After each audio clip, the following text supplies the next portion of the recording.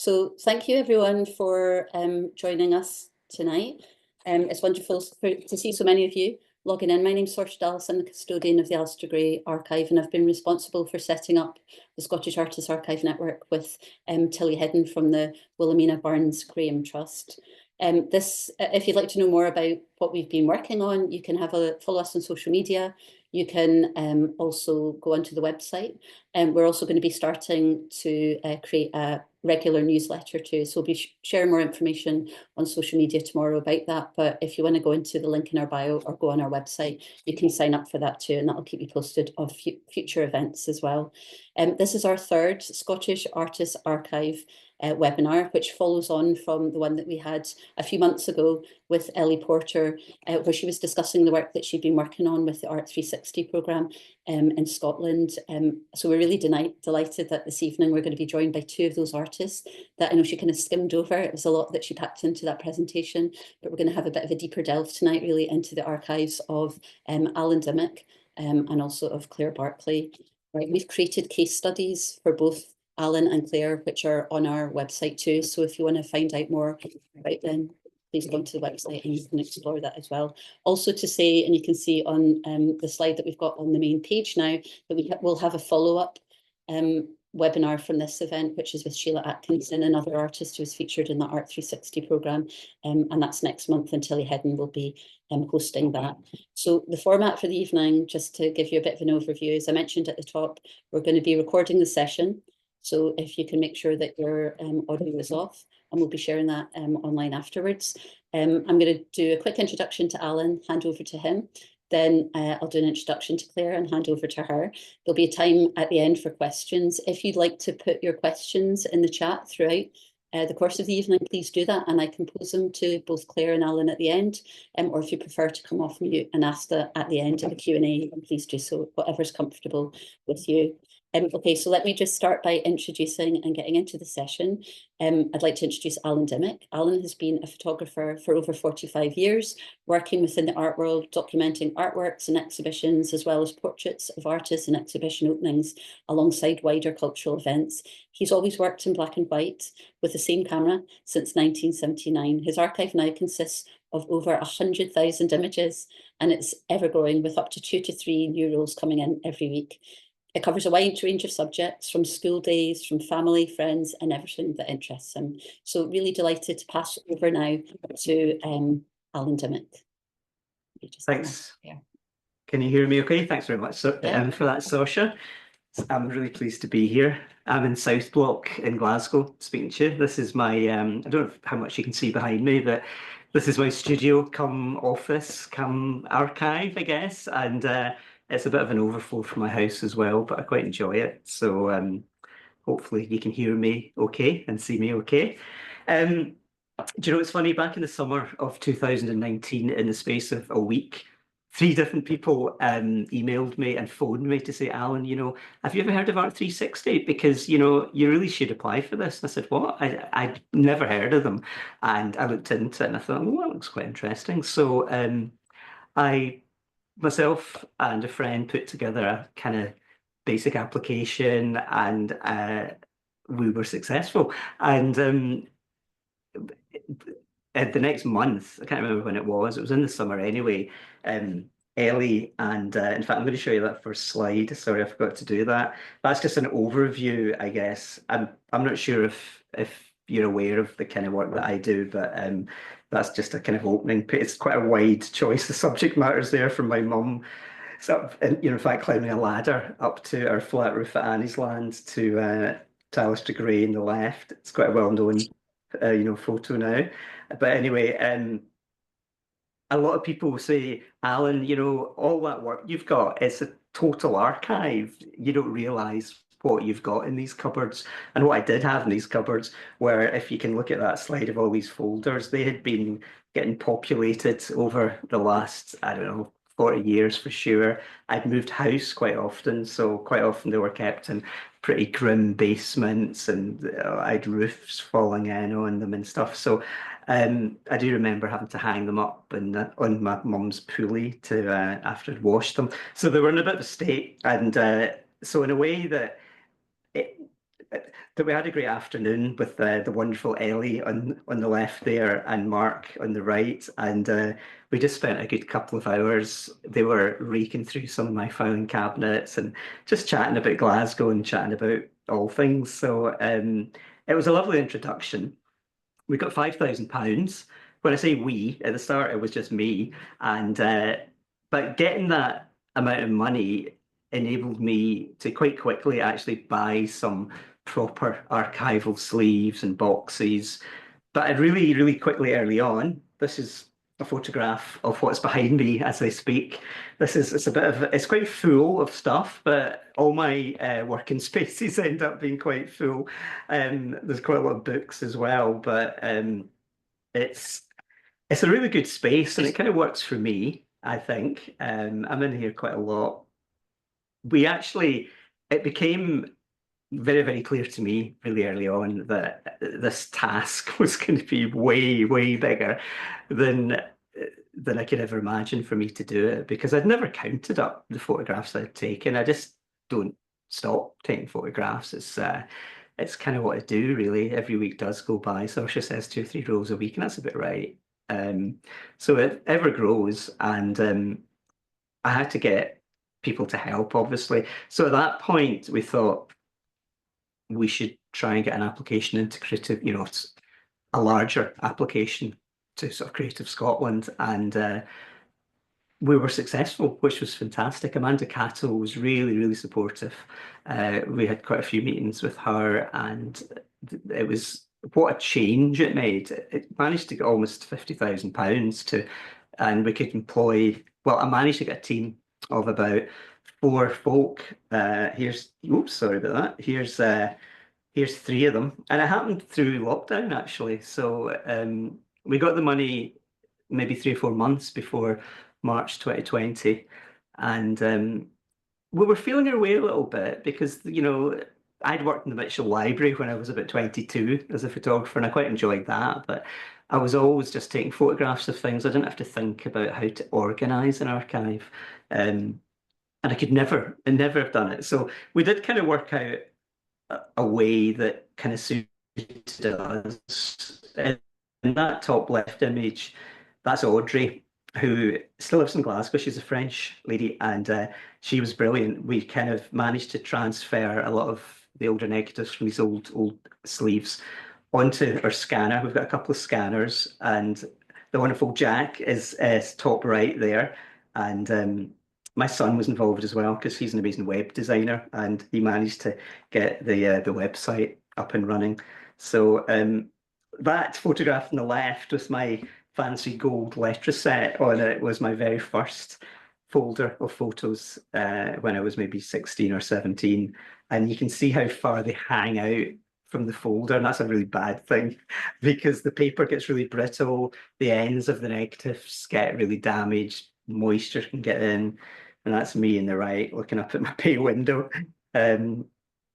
So I'm going to speak briefly about the kind of process of how we kind of went about getting the negatives into some semblance of order.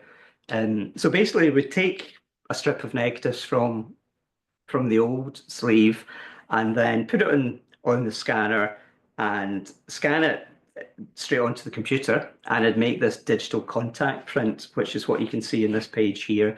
I tell you, these Epson scanners are quite useful. They're quite multi-purpose. You can put down lots of 35mm negatives. You can put down much larger medium format negatives, and you can end up with it's quite quick. It takes about 4 minutes per film. It's quite hard sometimes. Some of the films were really bendy, and we were trying to weigh them down a bit with special glass. It wasn't all plain sailing. So once we get to that stage, each film we gave a number. We had this fancy code number with ADPA at the start, and then this number 3543, which is the number my archive was, I think it was allocated at the National Archives. I could get that wrong, but big organisation down south. So we've used that as a code anyway. And then CS for contact sheet, then the year, 1985 or whatever it is. I think that page is all 1985. And then the actual film number. So the next one is, from that, what I decided to do, it would be lovely to be able to have every single frame scanned and individually coded, but that would literally take forever. So what I did was I edited, we called them single edits, and we edited things, sort of images of note, images that I thought that would sit quite well on the website. So there's an example from 1985. There's a few there that we did.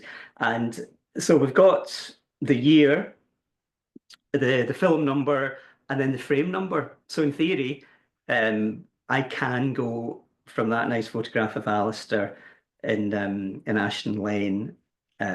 We could go within a few seconds to the filing cabinet and, in theory, pull out that negative, which I must admit would never have happened the year before. It would take me about 2.5 hours at least.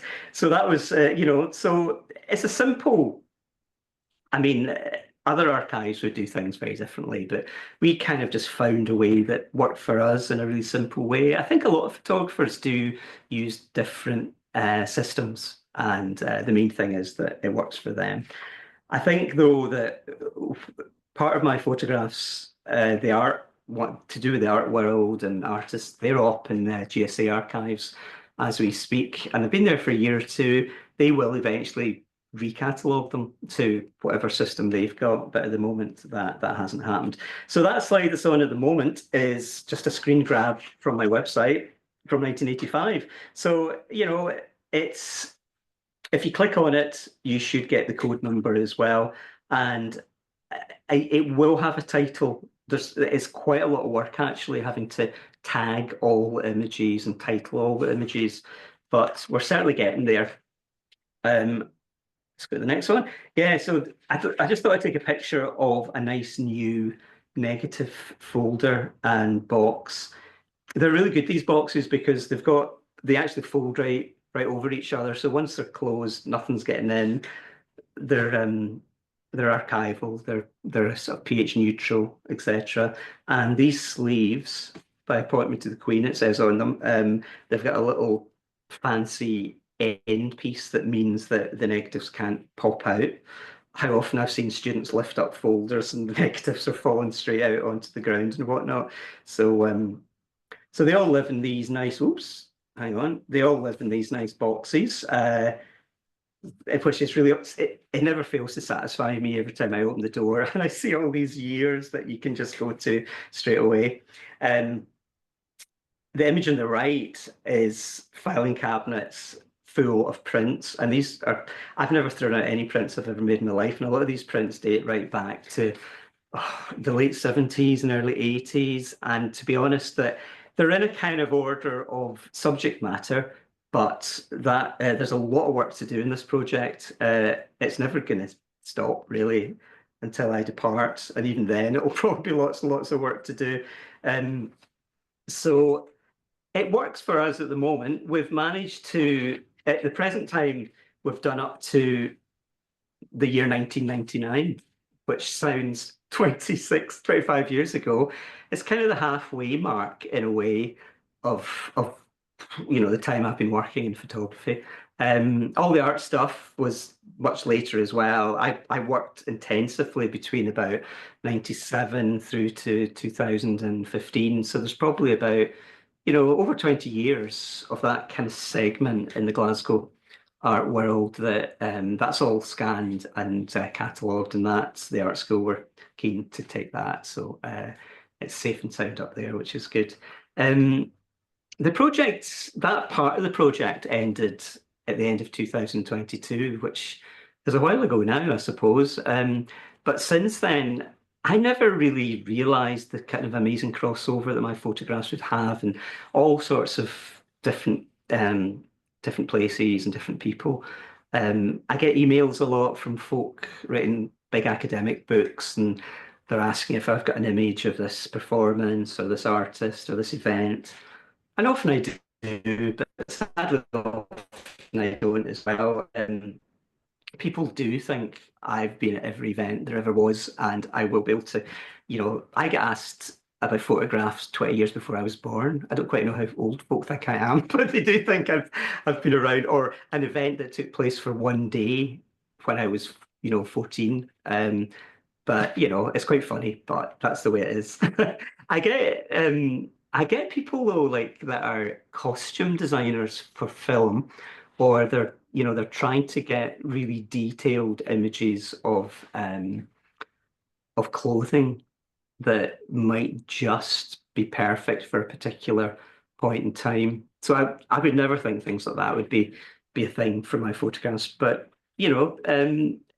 honestly, it's really I'm very honoured that folk, that I just want to keep on taking more photographs, right? And quite often they get stored away, they get stored away, they get stored away. But I'm just very curious, and I'm never, I'm always noticing things that I do like to record.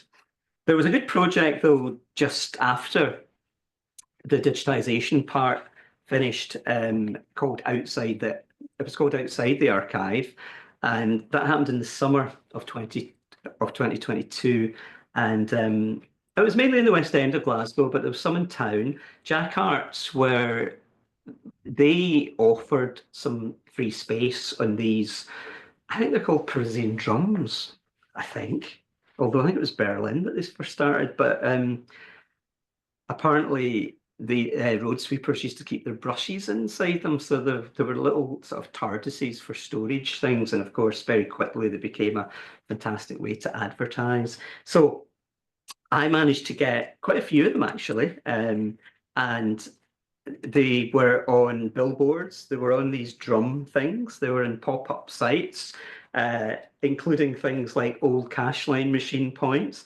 That one is still there, although they've put something in front of it and there's about a 6-inch gap. You can kind of look behind, and so that one might be there for years and years. But anyway, they were all put in locations close to where the actual photo was taken.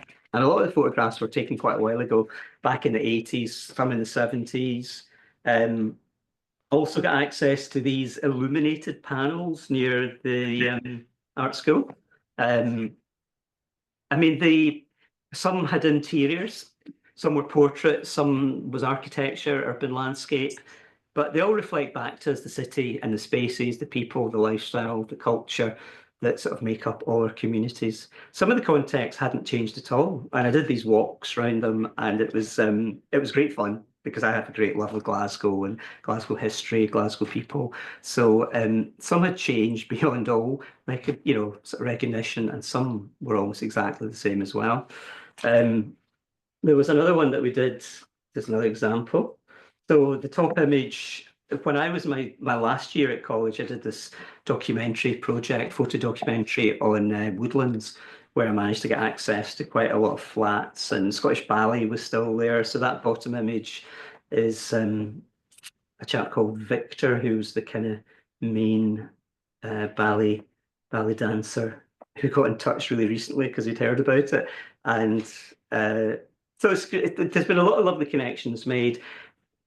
I grew up at Annie's Land, and forever I used my parents as models a lot when I was learning how to take photographs. So I ended up photographing a lot of domestic, what it was like growing up in a tenement in the late 70s. So it's when I was wee, that shop that chap's walking by was the Co-op. Mum used to go to it. It's now became a funeral director. It's now been empty for ages. So we got permission from DM Hall to make some posters and put them up in it, and that was really lovely. So many people stopped and looked at them. When I was putting them up, they recognised my mum, amazingly enough, from 50 years ago. So the other thing that I've always wanted was to be able to make the archive accessible to people, and that's always a good thing, I think. So I opened it during Doors Open Day. There was a big queue of older women waiting in fact, for the building to open. I think I think a lot of people go to these these open doors things because it's the idea of getting access to somewhere you wouldn't normally get access to.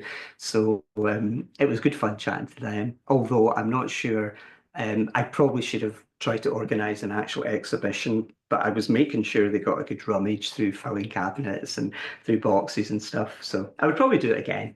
And there's another one, black and white. I do sometimes print sales at Christmas to to just to get people in to pay for rent and stuff like that. Um, I've also started to do tutorials in my darkroom, which has been brilliant, and that's purely to pay again for rent for this because I do worry about long term. The work's got to be kept somewhere safe, and it goes up and up and up every year. So I would love to in the future do the rest, get the rest of the years done. For the last 6 years now, I have a routine when I process a film in the darkroom. I instantly scan it and I store it carefully. It's all dated.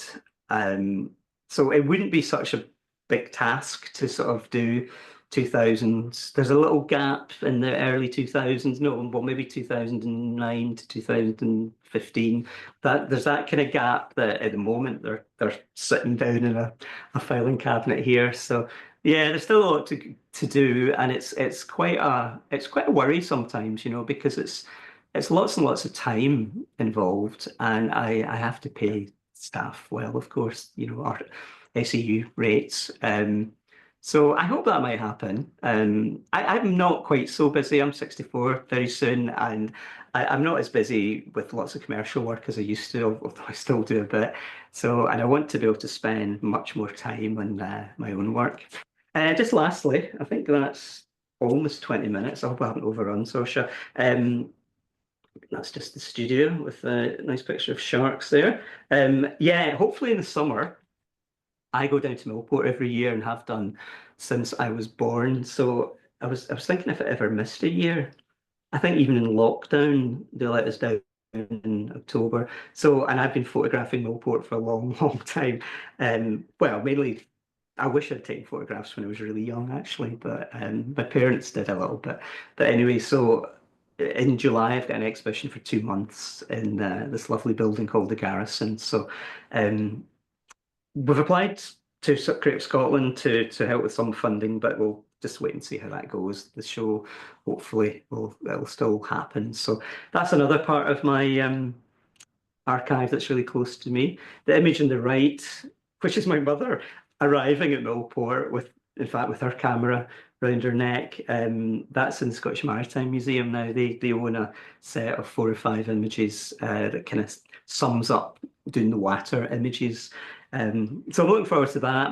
I'm trying to spend a lot of time getting that together, but it's great. I'm so lucky at my age that I'm still taking photographs, and the interest in my archive now is ever growing. So I think that's about it. I hope you enjoyed that, and happy to take any questions. Okay.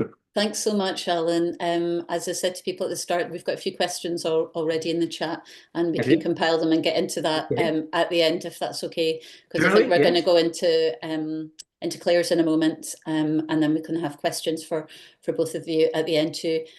Also, it's really worth going onto Alan's website to have a look at what he's been working on there too. And so interesting, Alan, to hear about what a resource it is, of course, for the I know. arts and wider I culture. am always amazed at how I do get emails every single week, and some of them are just I don't know how they get hold of my name. It might be through Instagram as well because Mhm. oh God, I haven't posted anything today. I have this habit at 4 p.m. of trying to. I mean, there's always tons of stuff to post, but and I've forgotten today, so folk will be thinking I'm deed. You'll need to I'll do get straight on after. into it after that. Brilliant. Alan, thank you so much. Looking forward Not to all. chatting at the end with you and Claire, but what I'll Yes, do, look forward to that. great. Well, I'll hand over in a moment now to Claire, but just to do a quick introduction to who Claire is. She's a Glasgow-based artist who's worked across different contexts since graduating from Glasgow School of Art Painting in the early 90s, including gallery exhibitions, teaching, engagement projects, collaborations and public commissions. Her practices centred around sculptural and material inquiry, often taking the form of large-scale site-responsive installations that involve a range of making processes. Much of Claire's work has been fabricated at the Glasgow Sculpture Studios, and she's also evolved a printmaking practice as a member of the Glasgow Print Studios too. She also worked with Art 360 to initiate and involve an archive of her practice, which really foregrounded materials and processes, which we're really interested to hear more about now. So over to you, Claire. Thank you. And hopefully I can share this. Here we go. Can everybody see that? Yeah? Yep, good? all good. Thanks, okay. Claire. Good. Yeah, so it's so interesting just hearing, I mean, I know quite a lot from speaking to Alan and some of the other artists that have been involved in the Art 360 project, and just, it's so, I think what's so interesting is just how different everybody's experiences are, and the different priorities that kind of come about through this process. And it was just sort of particularly incredible experience to work with Ellie and with Mark, because they just kind of had such a, like, they wanted to approach it in such a sort of sophisticated way, and without any kind of preconceptions about what people were kind of expected to have in terms of kind of outcomes at the end. So it kind of turned into something very kind of enlightening and surprising, with the focus and attention on the past, and that and evidencing your practice. And it's quite transformative and beneficial to a sense of self-worth, actually, and connectivity, because it kind of emphasizes how our practices are not actually isolated, but they're kind of interwoven into a kind of rich, diverse breadth of practice that span generations and places. So that was kind of one slight, kind of like really positive kind of side of it. And also, because it's quite an organic process, you're sort of able to adopt a less conventional and more kind of relevant approaches to archiving. So you can kind of self-edit, as Alan was kind of mentioning. And then as you kind of, I mean, I was so used to sort of just looking forward all the time, not really kind of reflecting or looking back at my sort of practice to date. So then the kind of deficits become apparent, as does the realization that so much has already been forgotten and misremembered, and all that kind of contextual information and memories get lost. So there's a sense of trying to sort of reconnect and preserve.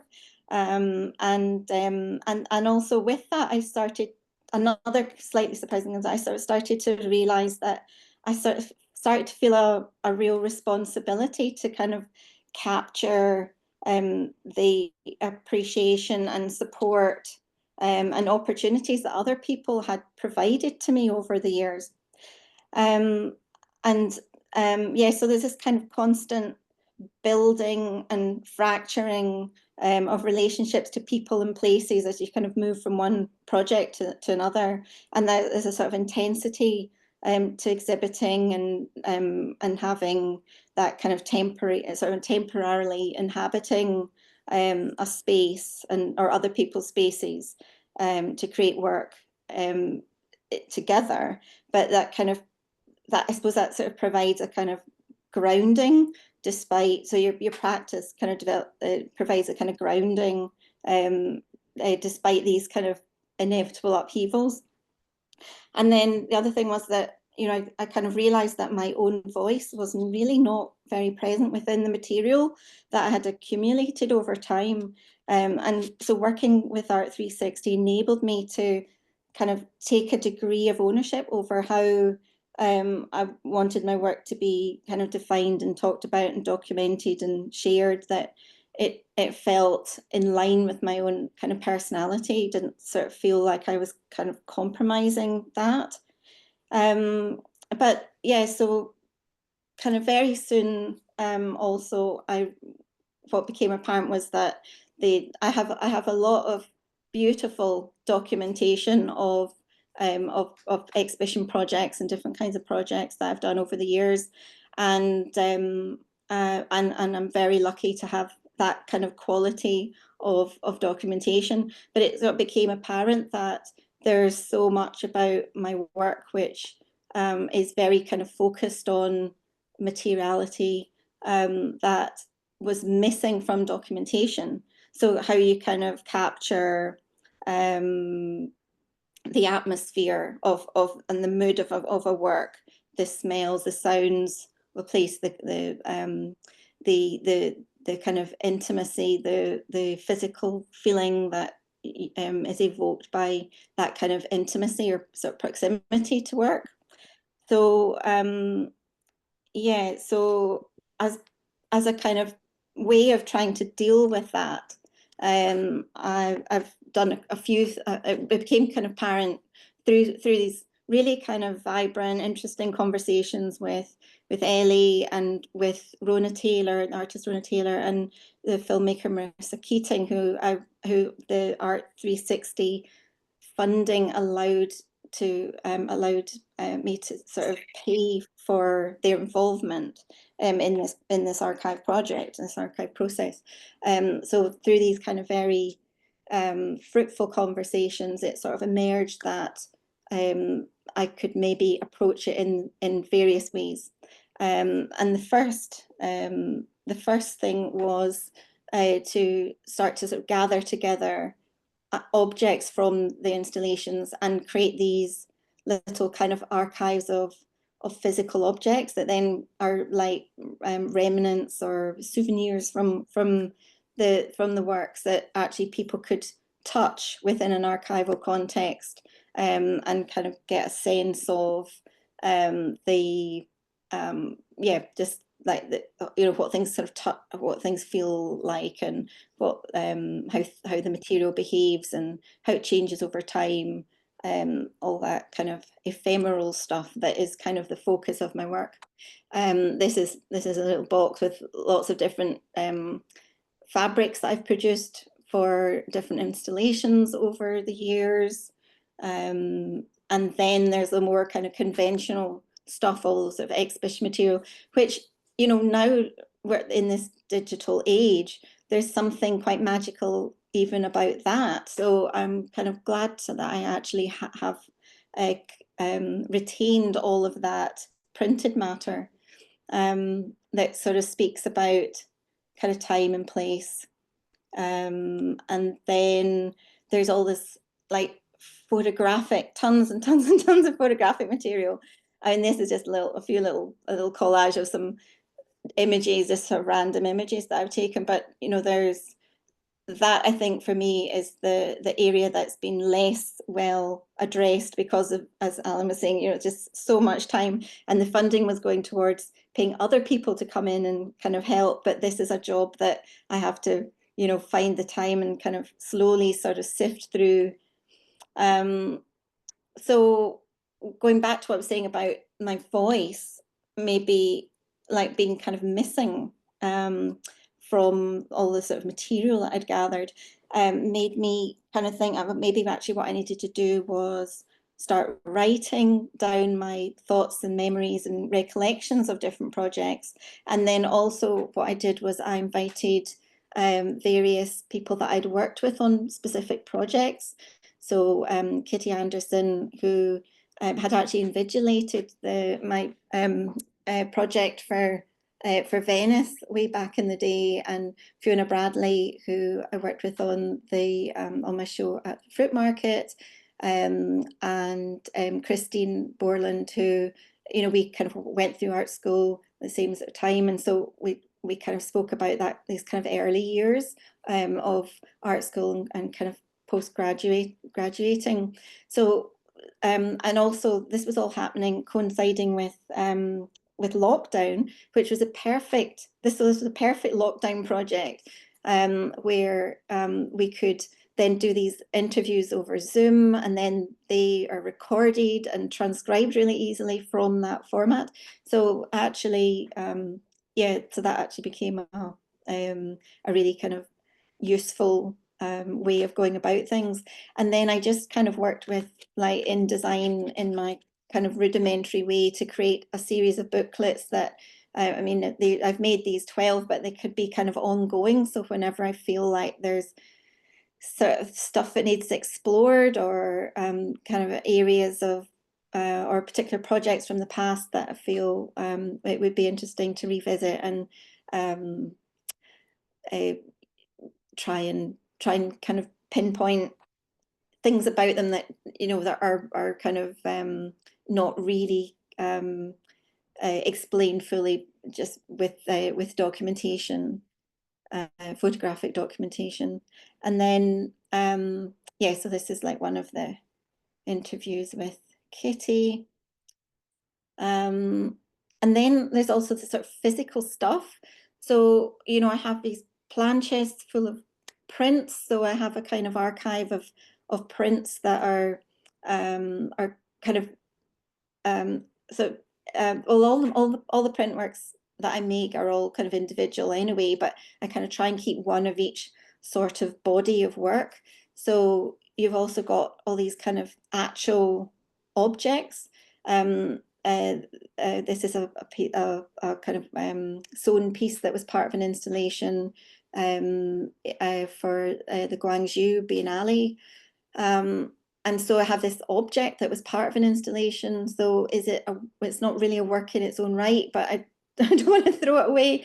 And yet, you know, so within an archive, potentially it can have a different kind of existence. And then on the left is just a scan from one of my sketchbooks from art school. So it's really interesting to sort of see how then, you know, within the archive, how there's all this kind of cross-pollination of ideas and these sort of threads that continue and endure throughout the practice over, you know, 35 years or more. So things that kind of, you know, are things that kind of emerge from that. The project also allowed me to go and speak to Helen Creasy's team at the Scottish Conservation Scottish Conservation Trust and Centre, and I sort of took along various different sort of materials to get their take on how they might be kind of preserved over time, because a lot of things I do are potentially will kind of change materially over time and transform. A lot of things are kind of soiled with substances and all that kind of thing. So it's not an easy kind of body of work to preserve. And yes, what I should have said at the beginning was that all of these installations, they don't exist beyond the duration of the exhibition. So, you know, very few of them exist in collections where they've been sort of retained as they were exhibited and by an institution. There's a few examples of that, but everything else is broken up and recycled and just, you know, reworked and or thrown away, or so then because the physical work doesn't exist, then that's another particular challenge that I have with my practice. And then so one of the other main things that the project allowed me to do was to work with Marissa, who you can see in the background there with her camera. And we thought it would be really interesting to try and document the whole process of making an exhibition, from kind of early experimentation in the studio and working with fabricators and crafting things in my studios and bringing work into the space and then making within situ within the gallery. So all these different processes were or some of these different processes were captured by Marissa, and it was so wonderful to be able to work with Marissa and for her to have the funding from 360 to be able to like work over a long drawn out period of time and dip in and out, and so she came and stayed in Belfast for like 5 days, which was actually something she says that she doesn't ever really get the chance to do. So it just kind of led to, again, this really kind of fruitful collaborative interaction in terms of sort of discussions about possibilities and observations of the work and the experience of that all coming together. And yeah, and then her sensibility and her sensitivity to the situation, where she's such a like beautiful filmmaker, so she managed to sort of capture that the kind of essence and the mood of the work in this film, which is called Recollect. So this is me in the sculpture studios, and me working on the piece in oh yeah, it was to follow the my exhibition Thrum in Belfast, in Mac Belfast. So these are just a few little stills from the film. And then, of course, there's just all that kind of stuff about photographic what you do with the accumulation of images and documentation of making in the studio, fabricators and collaborators, all sorts of different people here that I've worked with on different projects. And then all the things that aren't exhibition projects. So the project I did with Janice Parker at Hospital Field, where we made this performance work in response to the piece, in response to the place. And then other kind of work, this is some images from working with ArtLink that I've been working with for a good number of years in the past.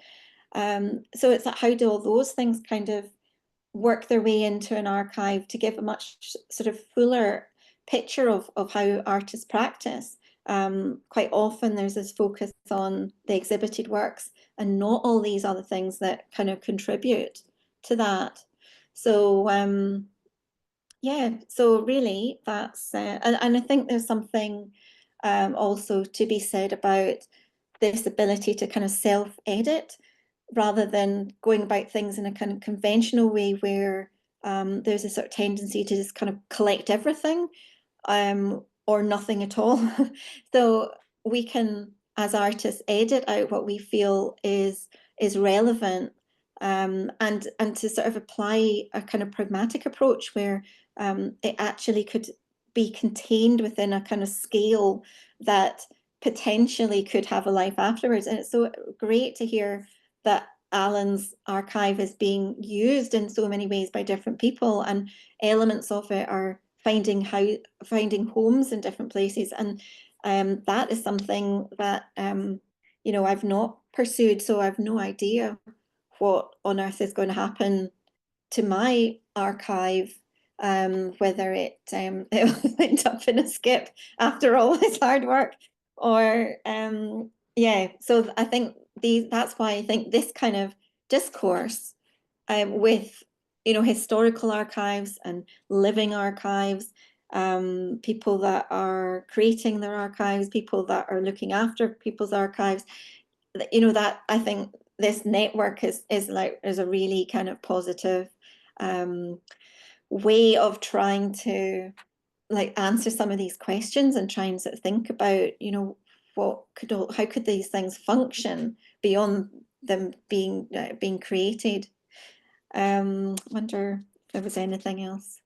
Am I kind of up to my time limit? No, thank you, Claire. There was so much in what you said there. I guess just an initial thing to ask, because I'm sure lots of people will be interested to watch the film and to access some of those publications that you made. Where can people find that if they want to explore it more after this session? Yes, I should that you can find them on Marissa's Vimeo account. So Okay. and I think Yeah, I should know that, shouldn't I? But That's okay. We can maybe do a post about that, and also the yeah, that would be publications. good. Are they one-off editions that you made, or is that Well, something that people can view? yeah, I made about I think I made about a dozen of each. So I just sort of self-published them.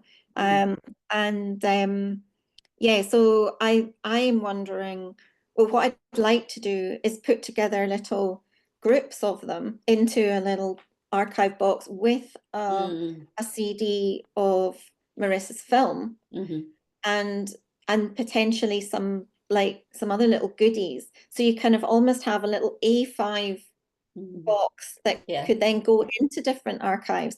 And it's having that kind of conversation now, whether that's actually something archives actually would like, or whether they, you know, and because I think there's something about the film where it wasn't made as a sort of feature film. It's a bit boring and tedious with me kind of standing like a rabbit in the headlights, being sort of talking to camera, and then yeah, all that kind of mistake making, and like it wasn't at all rehearsed. It is just kind of, you know, candid camera.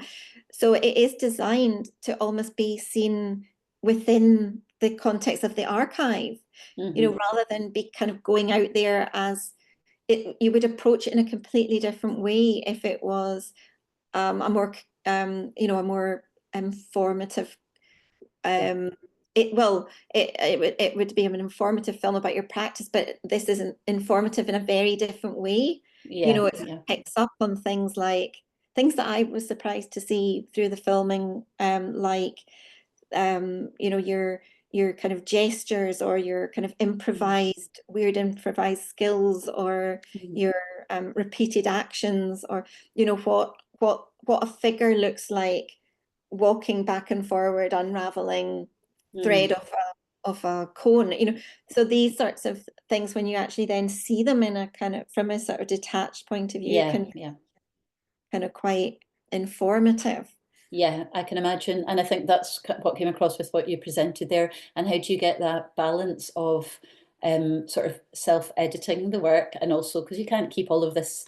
I mean, I know a lot of your practice is based on recycling and reusing it, but also I love the fact that you had the page there from your sketchbook at art school. So what do you keep, and how do you manage to keep enough of that stuff that can allow you to, you talked about those enduring threads. It's only with time and posterity sometimes that you can look back and see where those drawings are. So you need to keep enough of it to be able to see that.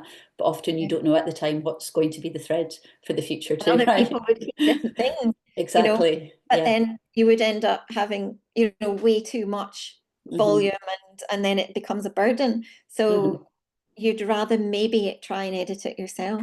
Yeah, I think so. And I think for you, that's the sensory experience, right, of being in your immersive installations that you create, and how do you in some way embed that into the archival approach, that it isn't just this dry, detached, it's about this immersive, a multi-sensory. So I love that idea, how you talk about adding your voice into it, the publications and materials, but also this film that adds another dimension to it too. Brilliant. It's so fascinating, so much to talk about. We have got a few questions. Alan, if you're up for coming off mute too, if that's okay. Claire, I'll maybe start with you. There's one for you, which comes from Jade, which was asking a little bit more about the documentary becoming as important as the output, and how you deal with temporary works or iterations. Does your documenting of that help you be a bit less precious about some of those things, knowing that they're being fixed and preserved in other ways? Yeah, I haven't really thought about that actually. I think I'm somebody who has to be not precious anyway because of the way that I work. So it's a bit kind of not really knowing what it's going to end up being, and you have to sort of take those risks, and you have to kind of but I think maybe I'm seeing documenting the process along the way in a different way. You know, it must have had a big impact. The whole process, you know, because as Alan says, it's been years now we've been kind of immersed on and off, you know, at certain points of time within this kind of process and this thinking. So I think it's made me more aware of the importance of documenting, not just in order to make the work, but in order to kind of preserve something wider of that moment. the experience of how it comes into being. Yeah. And then I think with Marissa's film, I mean, it just feels like it'd be something, it'd be so good for everybody to be able to have the experience where and to kind of keep it going. And I know a lot of artists just, you know, do make little kind of films of their own practices along the way. And to be able to, I started off feeling really camera shy, and then by the end of it, I started feeling like, oh, actually, this is something like the possibility, the potential kind of was overridden by my feelings of, you know, embarrassment and kind of awkwardness. So I start to sort of become like more creative with the potential for that. So I didn't manage to really kind of evolve into that person quite at that point, but I feel like you could down the line. Yeah. So And it that's, could be is much that kind more of fluid, you know, like the documentation and the making. And I guess that's one of the things that you'd like to continue if like funding or if there was support to do that. And it seems like a lot of that is finding your own voice within all of that process. Obviously the text and the film helped you like too. I mean, I know maybe to go on to ask Alan. Alan, I know that you obviously after the Art 360 support was able to get further support from Creative Scotland, which one of the questions was, I know it's quite difficult to get support for straight archival work. So just wondering how you kind of pitched that project to help secure the funding. Yeah, it's a good question. Okay. I was a bit worried about that. I kept saying, but you know, this is work that exists already. And I know in the past that there was a separate fund for archives, but the meetings that I had with Amanda, you know, I kind of obviously I mentioned that, and I got the impression that this open fund was a total umbrella for, you know, for everything. So in the application, we didn't, you know, it was about the idea of that if this wasn't done, the archive would degenerate pretty quickly, and it would, you know, it needed to be organised. So I was quite surprised actually that they didn't question it at all.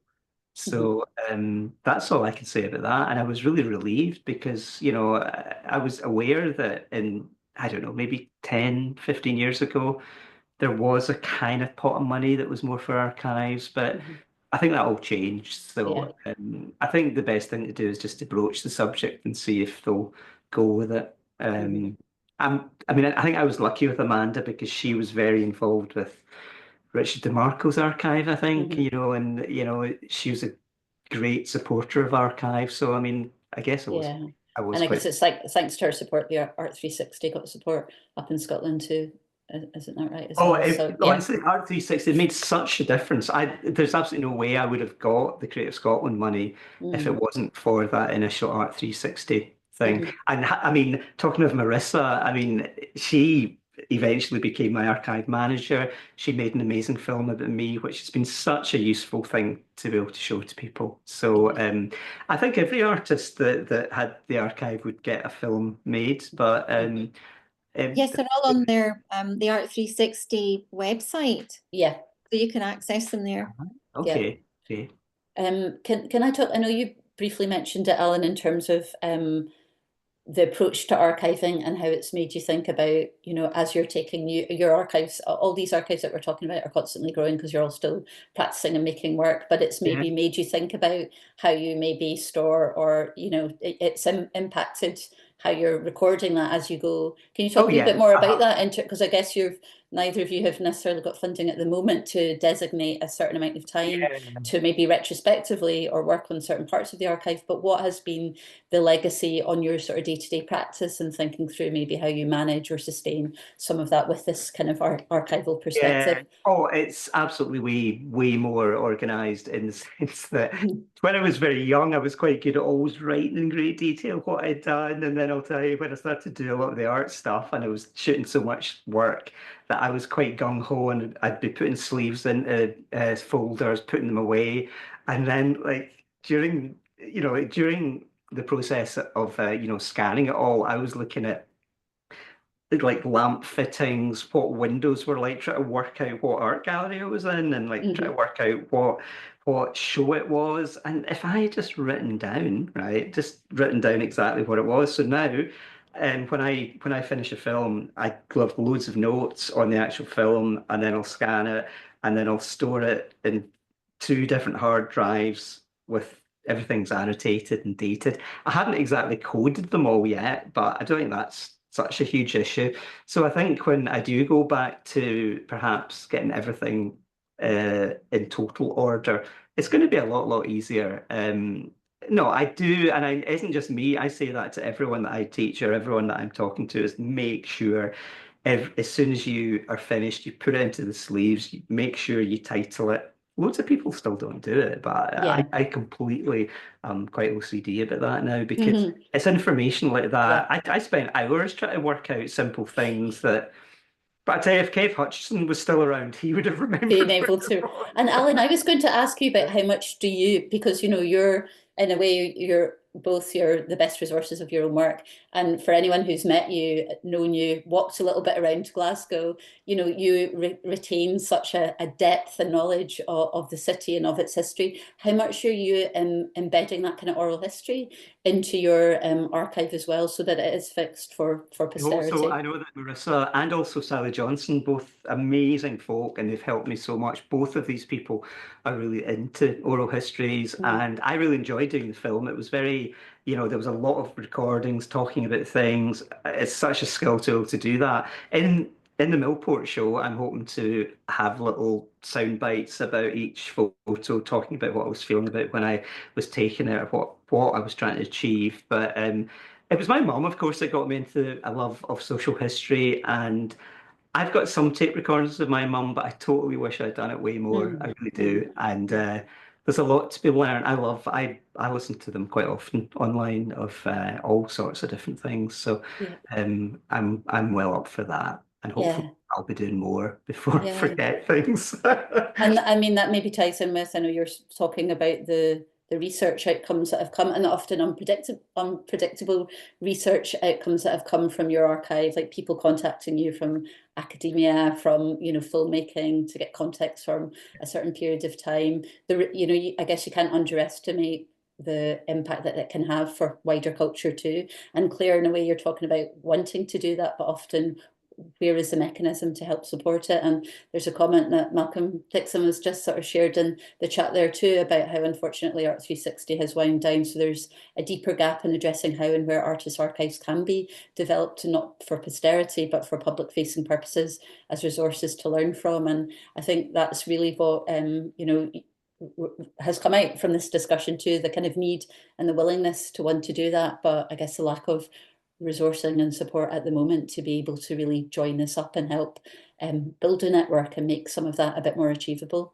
I think there's ways in which you can do a kind of halfway house type thing where, I keep thinking that I'm a member at the sculpture studios and the print studio that do have an archive, that actually artists could be kind of themselves just kind of donating and adding things to something like that.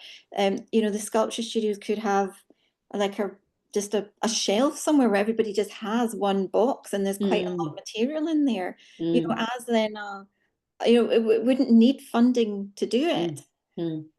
You would just have a box, and well, actually the archive boxes are quite expensive, but that wouldn't take a lot to create to create some kind of archival resource. And that would just give people a kind of snapshot or a cross section of sort of time and place and practice in that sense. But and then also when as an artist, I've been very lucky to be able to go and visit archives and be invited to respond to them by different bodies and through different projects. And what always strikes me is how incomplete they are, and how there are these kind of unexpected kind of gaps.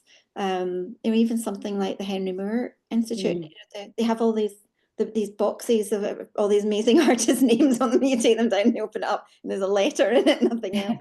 And you just think, well, they could be, we could be kind of donating, and contributing to them growing, and that without everything having to be without being overloaded.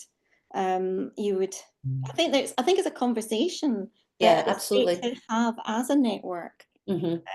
That, And I you think that came into you were talking about this sort of less conventional way of archiving in your presentation, Claire, and this idea of self-editing. And I think that's something about archives, isn't it? If you it's where do you create enough space and gaps, and Ellie spoke about that earlier too, for others to be able to fill them, and sometimes in quite unexpected ways that you can't predict, or past archivists couldn't predict either. I think, how do you leave enough gaps for that to be filled by others? And of course, with what you're doing, it's so sensory that you can see how that could be used in workshops and other learning contexts to really provoke responses beyond maybe even visual or literal or artistic ones, really. So I think that's the kind of the power of archives too. But what we're talking about here is all about being living, generative resources. I know, and even although there are all these gaps, they are still like incredibly fruitful. You could mine them in these really kind of fruitful ways, and you go off, and because they're physical, you can go off down all these different tangents that you didn't expect. So you might not find what you're expecting in there, but you find something else, and that takes you off, Yeah. into. So they're they're very, it's worth I think the focus on for artists to try to find ways in which they could kind of collaborate and Yeah. add to these while there's Yeah. While people are able to be part of Absolutely, absolutely. And because you're the best kind of archivists or of your own collection, so it's being able to sort of map and fix your ideas around it, but leave enough space for others to be able to add their own thoughts to that too. And I guess that's partly our intention behind setting up this network, to try and first of all see if there is a need and an interest to collectively try and map and pull resources, but to think about, well, how do we take that further and make the case for some of this needing resourcing, because it is it's built into the kind of cultural and creative fabric of our country, really, and it's a resource that is really important to be used beyond just a cultural sector too. So thank you. I feel like we could be here for another hour and we still wouldn't have come to any one kind of conclusion, but it's so generous of both of you to share your insights this evening. I know from the feedback that we've got that it's been really useful for lots of people. As I said, this is recorded, so we will be doing a little edit and sticking it on our YouTube channel too, for others to be able to use going forward as well. And as I mentioned at the top, we've got our next event on the 22nd of May with Sheila Atkinson, and that's going to be hosted by Tilly Hedden. So please go on to the SAN Instagram or go onto the website and you can book up for that on Eventbrite too. But just wanted to say a huge thank you and a real privilege to be joined tonight by Claire and Alan, two very different archives, but at the centre of it is your own individual creative approach to what you're doing. So hugely inspiring. Thank you both so much for joining us this evening. And thank you everyone else for all your kind comments in the chat and for joining us. If there's anything else that you want to, ask myself or Alan, Claire, if you want to stick it in the chat and we'll get back to you in due course, or you can also email the Scottish Artists Archive Network and we'll get back in touch with you about anything that you have as well. But thank you so much, everyone, for joining us this evening, and a big thank you, Alan and Claire. Thank you. Lovely to see you, everyone. Thank you so much. Bye. Bye.